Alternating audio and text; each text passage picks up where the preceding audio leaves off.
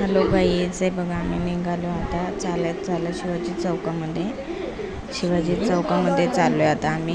आणि शिवाजी चौकातनं आम्ही हे बघा आलो शिवाजी चौकात आणि चौकातनं आम्ही चाललो आता बाजारामध्ये. खूप ऊन लागायला लागले इकडे, तर या आलो बाजारात. तर बघतो तर कुठे फ्रूट वगैरेच नव्हते, फक्त केळीवाला होता. मग आम्ही केळीच घ्यायला घेतली. केळी घेतली आणि केळीवाला एवढा टाईमपास करतोय ना. आम्हाला रिक्षा पकडायची आणि कामात घरला जायचं आहे. एवढं ऊन लागायला लागलं आणि एवढं उन्हाचे आम्ही चाललो आता तिकडे. माझ्या सासूंचा भाऊ आहे, भावाची तब्येत खराब आहे म्हणून भेटायला चाललो आहे आम्ही. ते बघा आम्हाला भेटली रिक्षा, आम्ही आता चाललो आहे रिक्षामध्ये आणि निघाली आमची रिक्षा. आता खूप लांब आहे अजून.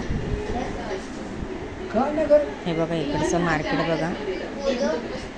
दुपारचं काही थोडंसं मार्केट बंद वगैरे असतो, सकाळी भरपूर भरते मार्केट हे.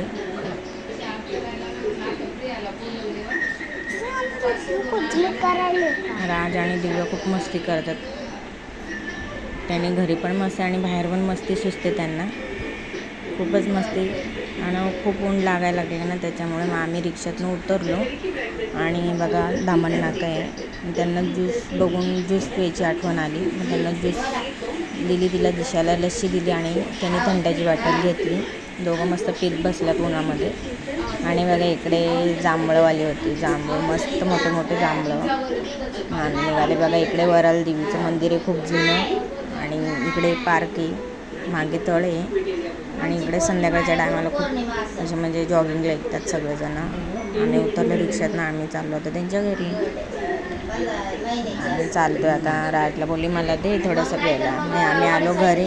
हे बघा सगळं कसे बसलेले आहेत, एकदम शांत एकदम.